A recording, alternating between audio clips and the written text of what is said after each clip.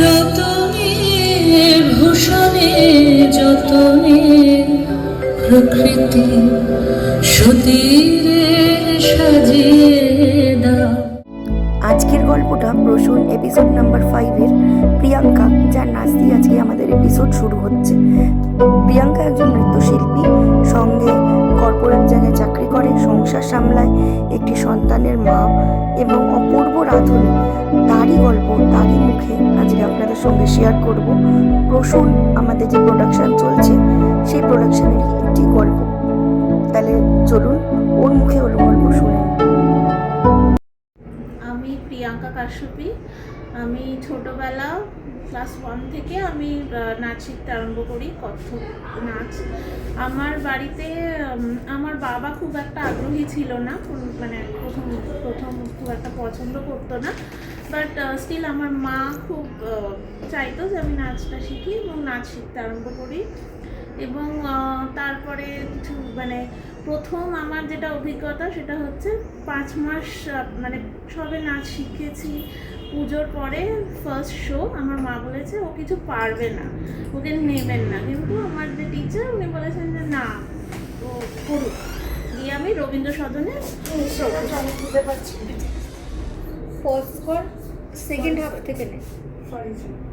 আর মা বলেছিল যে ও কিছু পারবে না, ওকে মানে নিয়ে কিছু হবে না। তো আমার যে টিচার, যে আমার গুরু ছিলেন, উনি বললেন যে না, ও যেমন পারবে তেমনই করুক।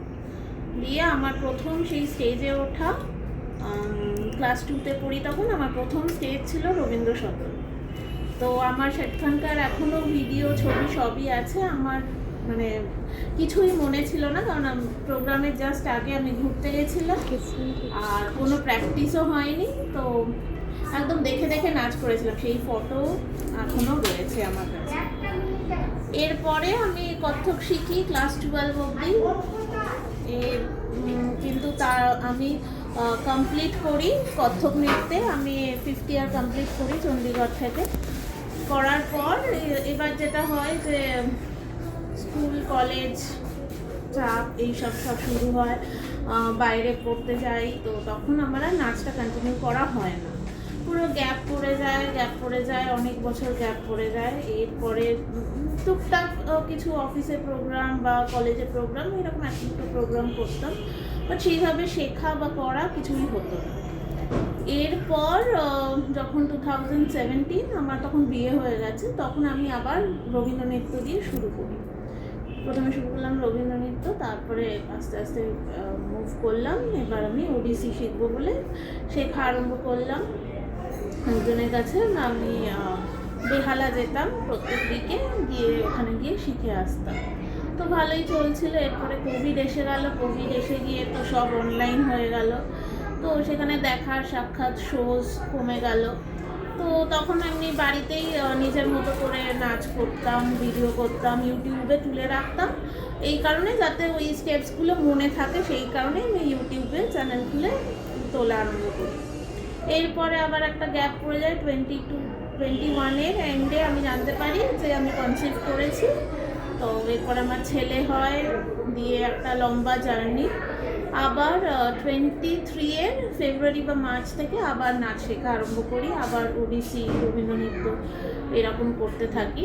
তো বিভিন্ন জায়গায় শেখা, তারপর প্রোগ্রাম টুকটাক করা, এই করতে করতে অ্যারাউন্ড 25-এ আমার সাথে ওকেন্দ্রিলার আলাপ হয়। ফেসবুকেরই একটা পোস্টে দেখি, ওর প্রোগ্রামের কথা শুনি, ওর প্রোগ্রামের কথা জানতে পারি, এবং সেই থেকে ওর সাথে আলাপ হওয়া।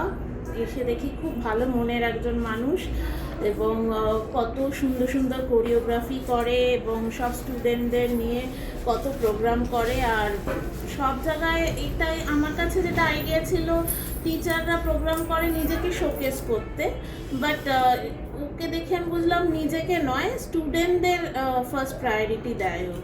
তো ওর সাথে আমি বিভিন্ন রকম প্রোগ্রাম করেছি গত 1 বছর যাবত। ওর অ্যানুয়াল প্রোগ্রামেও পার্টিসিপেট করেছি, এবং আশা করি আগামী দিনেও আরও কোনো প্রোগ্রামের কথা এলে আমি ওকে সবসময় বলতে থাকি যে তুমি কোনো প্রোগ্রাম পেলে আমাকে বলো। ওর সাথে দীঘাতেও গেছিলাম, প্রোগ্রাম করেছি, আশা করছি আরও করবো।